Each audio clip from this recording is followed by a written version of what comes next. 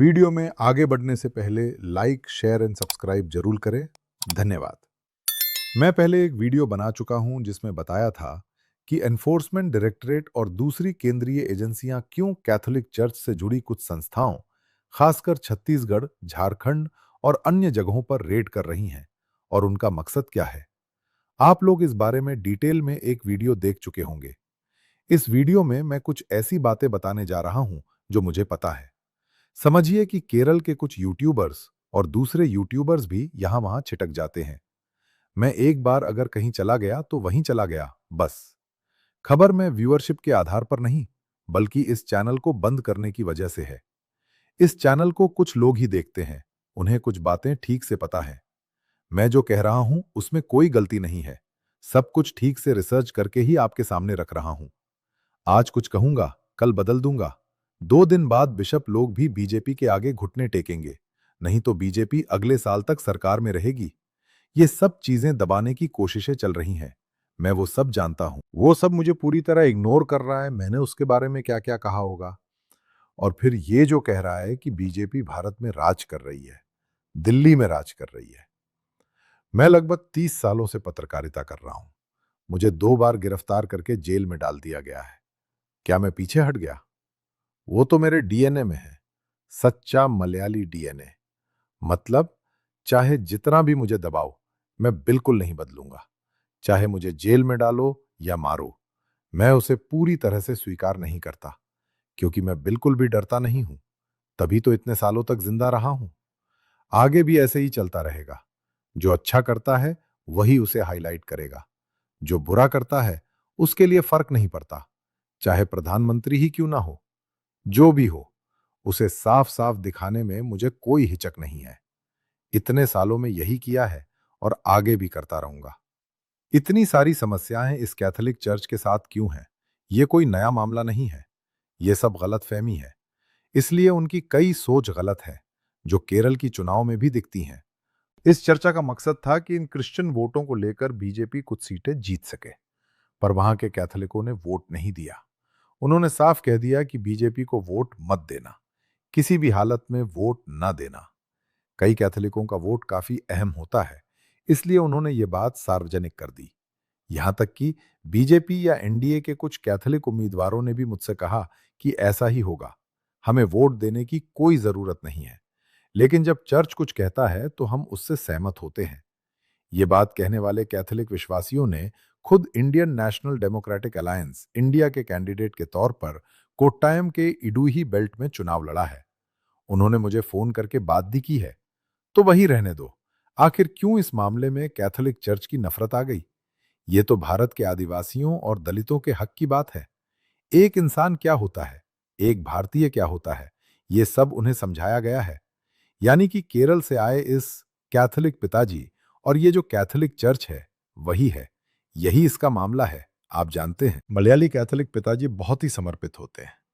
उन्होंने अपनी पूरी जिंदगी इस कैथोलिक पिताजी और उनकी नन, उनके बिशप, सब ने हर एक रीजन में, ऐसे इलाकों में जाकर काम किया है जहां इंसान भी शायद नहीं रह पाता।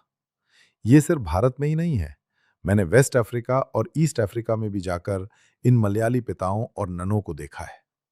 वहां क्या होता है, क्रिश्चियनों वाले इलाके में क्रिश्चियनों को कन्वर्ट करने जाते हैं। यही उनके चर्च की पढ़ाई है। मतलब चैरिटी करना, लोगों की सेवा करना। यही मकसद लेकर यह कैथोलिक चर्च भारत के आदिवासी गांवों में सालों से काम कर रहा है। तो सवाल यह है कि इस संघ परिवार को भारत में और भारत के कई लोगों को क्या दिक्कत है? असली दिक्कत क्या है, मैं बताता हूं। असली दिक्कत यह है जो ये लोग कहते हैं। आप जानते हैं, भारत एक ऐसा देश है जिसमें बहुत अच्छे प्राकृतिक संसाधन है, चाहे वो कैलकर हो या एल्यूमिनियम। भारत एक ऐसा देश है जहां लोहे की बहुत मांग है, और ये देश लोहे का निर्यात भी करता है और खुद भी इसका इस्तेमाल करता है। मनमोहन सिंह के बाद जब आर्थिक उदारीकरण हुआ तो भारत में प्राकृतिक संसाधनों की मांग बहुत बढ़ गई। खासकर बिजली के लिए सबसे ज्यादा कोयले की जरूरत होती है। इसके अलावा स्टील की भी भारी मांग होती है, क्योंकि कई निर्माण और विकास कार्य शुरू होते हैं। ये सब चीजें समझनी जरूरी हैं। भारत में नक्सल गतिविधियां हैं। ये नक्सल गतिविधियां नक्सलबाड़ी नाम के एक गांव से शुरू हुई, जो नॉर्थ बंगाल में है। वहां से लोग भागे और फिर वापस आए। इसके बाद ये गतिविधियां आंध्र प्रदेश, दंडकारण्य, छत्तीसगढ़, झारखंड और ओडिशा के उस इलाके में फैल गई। यहां नक्सलवाद के पैदा होने की वजह है कुछ कारण, जो कि बस अचानक से नहीं हुआ।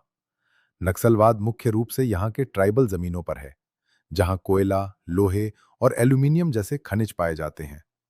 भले ही ये प्राकृतिक संसाधनों के खदानें यही हैं, भारत के माइनिंग मालिक जो कहे जाते हैं, जैसे अडानी, अंबानी, बड़े ठग हैं। ये सब बड़े ठग हैं, लेकिन ये सब ट्राइबल जमीन पर होता है। टाटा समेत कई कंपनियां माइनिंग में हैं। शुरू में ये आदिवासियों को निकालकर माइनिंग करती थीं और अपनी मनमर्जी से पैसा कमाती थीं। मतलब सरकार की अगुवाई में कोयला माइनिंग होती थी, ठीक वैसे ही सरकार खुद भी शुरू में माइनिंग करती थी। फिर जब मोदी सरकार आई, तो माइनिंग यानी खनन को ब्लॉक ब्लॉक करके प्राइवेटाइज कर दिया। प्राइवेट प्लेयर्स आए, सरकार की जमीन लेकर इन प्राइवेट पार्टियों को दे दी। ये लोग क्वाइनिंग करेंगे। इस पर कैथोलिक चर्च और उनके द्वारा पाले पोसे गए ट्राइब्स ने सवाल उठाया। यही यहां मुख्य समस्या बन गई। असल में क्या बात है, कैथोलिक चर्च ने इन्हें पढ़ाई लिखाई दी, पहले इनका सुधार किया, इन्हें शिक्षा दी, इन्हें सिखाया कि तुम इंसान हो, ये जानवर नहीं है जो आते हैं और मारते पीटते हैं। तुम यहां से भागो मत, ये तुम्हारी जमीन है। भारत में ट्राइबल जमीन की खास पहचान होती है। ये सिर्फ ट्राइब्स के लिए होती है, कोई और इसे खरीद नहीं सकता। लेकिन सरकार इसे ले सकती है। फिर सरकार जब ये जमीन लेती है, तो ऐसे प्राइवेट कंपनियों को भी देती रहती है। इसका सबसे बड़ा नुकसान क्या है? पिछले 3-4 साल पहले कैथोलिक चर्च की स्टैंसामी ने इसका विरोध किया था। ये ट्राइबल लोगों के साथ जुड़ा हुआ है। मिलकर क्या फायदा? वो आदमी उसके खिलाफ है। वो एक दिव्य इंसान है। अगर मैं स्टैंसामी कहूं तो मैंने उसे 2-3 बार देखा है। उसकी लड़ाई क्या थी? ये लैंड ट्राइब का जमीन है, जिसकी जमीन आप नहीं ले सकते। उन्हें हटा रहे हैं। उसी तरह का जमीन आपको कहीं और देना होगा। यही स्टैंसामी है। चाहे झारखंड में हो या छत्तीसगढ़ में, यह कैथोलिक चर्च की बात है। उन्होंने जो कहा वो पहले ट्राइबल्स को कहने का हिम्मत नहीं थी। भारत की कई नदियों को आपको समझना होगा, जो इस अयोनोर से जुड़ी है। उसके बाद वो आयरन निकालते हैं, फिर इसे वॉशिंग कहते हैं। कई नदियां खून की तरह लाल हो जाती हैं, क्योंकि आयरन धोने के बाद बहुत खतरनाक हो जाता है, खून जैसा दिखता है। कई जानवर मर गए। जो लोग ये सब बता रहे हैं, उनके लिए फिर जिंदगी का क्या मतलब? उनके लिए लाइफ लाइन रिवर ही है। ये जो जंगल से सामान लाकर बेचते हैं, उसी से अपनी जिंदगी चलाते हैं। बाद में उनको एजुकेशन दी गई। एजुकेशन मिलने के बाद इन जनजातियों को नौकरी मिलने लगी। उसी तरह उनकी हेल्थ की भी देखभाल की गई। उसने बताकर दिया कि तुम्हारा दाहिना हाथ कौन सा है और बायां हाथ कौन सा है। मतलब केरल से आए कैथोलिक पिताजी और नन लोग, जो इस भारत की जनजाति भूमि में जो काम किया, उसे हम सोचने से परे मानते हैं। मैं एक उदाहरण देता हूं। थेलकल में एक फोटोग्राफर था। वहां से एक रिपोर्टर और वो फोटोग्राफर मिलकर छत्तीसगढ़ के नक्सल इलाके की रिपोर्टिंग करने गए। वहां उन्होंने पानी पिया और कई चीजें की। वहां रुके। तब मैं भी वहां कई बार गया। बहुत सारे जगहों पर ऐसा होता है। एक बार वहां जाकर कोई बीमारी पकड़ ली तो, जैसे मलेरिया हो गया, मतलब हम लोग सिटी में जाकर मर भी सकते हैं, या किसी वजह से जीना मुश्किल हो जाता है। ठीक उसी तरह के इलाके होते हैं जिन्हें ट्राइबल लैंड कहते हैं। कुछ बार बारिश के बाद कुछ गांव पूरी तरह से अलग थलग पड़ जाते हैं। ये सब मैंने खुद देखा है। वहां स्कूल या अस्पताल जैसी कोई सुविधाएं सरकार नहीं पहुंचा पाती। सरकार राज्य की हो या केंद्र की, अगर वहां की हालत ऐसी है कि कुछ भी ठीक से नहीं हो पा रहा, तो समझो पूरा फेलियर है। वहां की जमीन भी ऐसी है कि काम करना बेहद मुश्किल है। वहां जो नक्सली गतिविधियां होती हैं, वो सब मौजूद हैं। ऐसी स्थिति में सरकार क्या कर सकती है? इसी मौके पर सरकार उन कैथोलिक संस्थाओं को प्रोत्साहित करती है। कहती है कि आप लोग स्कूल चलाओ, अस्पताल चलाओ, क्योंकि हम खुद अस्पताल नहीं चला सकते। अगर सरकार अस्पताल चलाएगी तो वहां काम करने वाले कर्मचारी नहीं मिलेंगे। गढ़चिरौड़ जिला इसका उदाहरण ले सकते हैं। मतलब कई जगह ऐसी ही स्थिति है। नक्सल प्रभावित कई जिलों की बात करें तो ये वे जगहें हैं जहां पनिशमेंट ट्रांसफर के तहत अफसर भेजे जाते हैं। ऐसे इलाके सेवा के लिए कोई भी, मतलब किसी भी राज्य सरकार का कर्मचारी जाने से बचता है। ये लोग सिर्फ पनिशमेंट ट्रांसफर में यहां आते हैं। ऐसी हाईली करप्ट सरकार की मशीनरी का एक हिस्सा है। उदाहरण के लिए, अगर किसी चोर ने रिश्वत दी तो उसे पनिशमेंट ट्रांसफर कर दिया जाता है। ऐसे में वो चाहे कहीं भी जाए, वो रिश्वती है और वहां क्या करेगा वही करेगा। कैथोलिक चर्च का मिशन मतलब होता था लोगों के साथ जुड़ना, उन्हें एजुकेशन देना और उनके अधिकारों के बारे में बताना। झारखंड में भी यही मूवमेंट शुरू हुआ। इसी मूवमेंट की वजह से वो संगठनों को फंड राइज करने वाले कॉरपोरेट्स डरने लगे। तब उन्होंने टारगेट किया धर्मांतरण को। यही धर्मांतरण का मामला बढ़ता गया। आपको याद होगा करीब 10-11 साल पहले एक अखबार में ऑर्गेनाइजर कहा जाता था, जो आरएसएस का मुखपत्र था। सबसे ज्यादा जमीन कैथोलिक्स के पास है। कौन सी जमीन? वो जो उनके मिशन से जुड़ी हुई है। ये मामला तो तब से शुरू हो चुका है। किसी भी हालत में कैथोलिक्स को दबाना है, इसलिए ऐसे झूठे किस्से और बयान छापने शुरू कर दिए गए। मतलब भारत में मिशनरी काम नहीं होने दिया जाएगा। सड़क पर एक आदमी बीमार पड़ा है, उम्र दराज है, सिर भी दर्द कर रहा है। उसे ऐसी नौकरी मिली है जो मुश्किल है, सड़क पर पड़ा है। मतलब उसे खाना दिया गया, जैसे खाना खिलाया जाता है, उसे ट्रीट करके। क्या वाकई में उसे धर्मांतरित किया जा रहा है? इन्हीं चीजों को धर्मांतरण कहते हैं। मतलब सिर्फ अपमान करना ही नहीं, बल्कि यह भी कि भारत में दलितों और आदिवासियों को शिक्षा नहीं दी जानी चाहिए। ये एक बड़ी एजेंडा है, क्योंकि अगर उन्हें पढ़ा लिखा दिया गया तो उन्हें ज्ञान मिलेगा, समझ आएगी। फिर वे पहले की तरह आसानी से इन लोगों से दबाए नहीं जा सकेंगे। बस यही वजह है। ये बुनियादी कारण है। जब उन्हें उनके हक मिल जाएंगे तो ऐसे ही संघर्ष और समस्याएं सामने आएंगी। भारत के आदिवासी इस क्षेत्र में पूरा कब्जा करने के लिए ऐसे ही नकली माइनिंग वाले मालिक और सरकार की मदद वाली कई एजेंसियों के समर्थित मालिक भी बहुत जोर शोर से कोशिश कर रहे हैं। भारत के कई जगहों पर भी इसी तरह की समस्या चल रही है। इसी बहाने रेडिंग कैंप्स लगाते हैं और किसी न किसी तरीके से कैथोलिक चर्च और उनकी गतिविधियों को खत्म करने की कोशिश करते हैं। उन्हें यह सब करने में कोई दिलचस्पी नहीं कि आदिवासियों और दलित समुदाय को शिक्षा मिले, क्योंकि उनके लिए इंसान होना भी सबसे पहले है। चुनौती देने वाला यही होगा, ये उन्हें पक्का पता है। उसकी जमीन फिर उसे नहीं देंगे, ये भी जानते हैं। सरकार सड़क बनाने के लिए जमीन देगी, लेकिन खनन के लिए जमीन देने से पहले वो साफ साफ पैसा वसूलना शुरू कर देगा।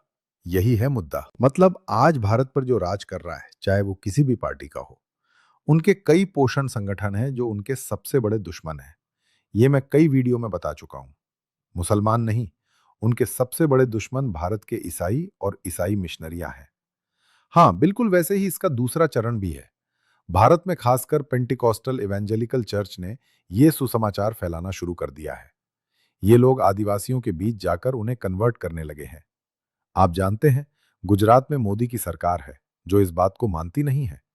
मोदी की सरकार है गुजरात में। मैं एक बात बताता हूं, उस नाम से जुड़े एक जगह का नाम है व्यार। वो दक्षिण गुजरात में है। वो एक निर्वाचन क्षेत्र है जिसका विधायक बीजेपी का है और वो कमल के निशान से जीता है। गुजरात के इतिहास में पहली बार, मतलब जब विधायक शपथ ले रहे थे, तब उसने कहा कि तुम बाइबल पढ़ के ही शपथ लो। ये बात बड़ा मुद्दा बनी। आज भी वही विधायक है जिसने बाइबल पढ़ के शपथ ली। वहां के संघ परिवार वाले इस बात से हैरान रह गए। ये दिखाता है कि भारत में बदलाव आ रहा है, भारत बदल रहा है। मैं यही कह रहा हूं, तुम साउथ गुजरात जाओ, केरल के संघ परिवार को गाली देते हुए देखना। हार्डकोर संघ परिवार कहता है कि गुजरात के साउथ गुजरात में जाओ। मैं ये बताना चाहता हूं कि सूरत के उस पार तापी व्यार जैसे कई पसंदीदा जगह हैं। वहां के आदिवासियों को देखो, तुम दंग रह जाओगे। वहां गॉस्पेल ने बड़ा बदलाव किया है। वहां की लड़कियां सबसे ज्यादा नर्सिंग कोर्स करती हैं और ये सब मलयाली लोग ही कर रहे हैं। बेंजामिन हमेशा कहते थे कि वहां पहला गॉस्पेल करीब 1970 के आखिर में एक मलयाली ने लाया था। कोट्यम का एक थॉमस नाम का बंदा वहां चर्च प्लांट कर रहा है। भयंकर तरीके से तुम लोग जो फ्लरिश कर रहे थे, उस घटना में वहां के लोग खेती बाड़ी करके शालीनता से इस सब बात को चैलेंज कर दिया। पूरी तरह से वहां से उस संघ परिवार को पीछे हटना पड़ा। वहीं से संघ परिवार ने पहली बार घर वापसी का नारा दिया था। क्या तुमने नहीं सुना? घर वापसी की शुरुआत वहीं से हुई थी। भारत में पहली बार गुजरात में शुरू हुआ था। वहां घर वापसी फ्लॉप हो गया क्योंकि उन आदिवासियों की पूरी बेल्ट पूरी तरह से कन्वर्ट हो गई। यही संघ परिवार को डराता है, कन्वर्ट होना। जब उन्हें अधिकार मिल गया तो उन्हें सरकार की वजह से अपनी मनपसंद नौकरी मिल गई। ट्राइबल कम्युनिटी में 4-5 आईएएस और आईपीएस अधिकारी हैं। यही मैंने कई वीडियो में बताया है। इंडिया में क्रिश्चियन एक्टिविटी कहलाने वाला यह काम पूरे देश को बदल देगा। ये वही लोग हैं जो संघ परिवार की सोच को चुनौती देते हैं। इसी डर से ये लोग कैथोलिक चर्च के साथ इतनी कठोरता दिखाते हैं। ये कहते हैं कि चर्चों को तोड़ो, स्कूलों को बंद करो और वहां धर्मांतरण करो। असल में मामला यही है कि इसके पीछे की बात कुछ और है। इन्हें ये जो यूट्यूब वाले बोलते हैं, या सैटेलाइट चैनल्स, या इंडिया के चैनल्स में से कोई भी इस बात का समर्थन करने की जरूरत नहीं है।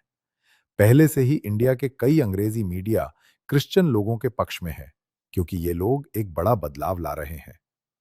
आज के दिन ये सारे माइनिंग माफिया जो संघ परिवार के पैसे के जरिए चल रहे हैं, इन्हीं के कंट्रोल में है। ये कोई रिपोर्ट नहीं करता, लेकिन एक बात है कि ये सब बढ़ते ही रहेंगे। यानी इसी तरह की परेशानियां और समस्याएं बढ़ती जाएंगी। जब ऐसे लोग इकट्ठा होते हैं तभी कहते हैं कि ये क्रिश्चियन मिशन है और उसका असली मकसद वहीं पहुंचना होता है। ये बात मैंने समझी है कि ये दुनिया के हर कोने में मौजूद है, चाहे वो ईरान हो, चीन हो, या पाकिस्तान और अफगानिस्तान। ये इंडिया में भी लगातार हो रहा है। बस इतना ही कहना चाहता हूं कैथोलिक चर्च से कि आप कभी हार मत मानो। ये सब कुछ बेकार नहीं है। इसलिए कहा जाता है कि कैथोलिक चर्च की ये मिशन ग्लोबल मिशन है।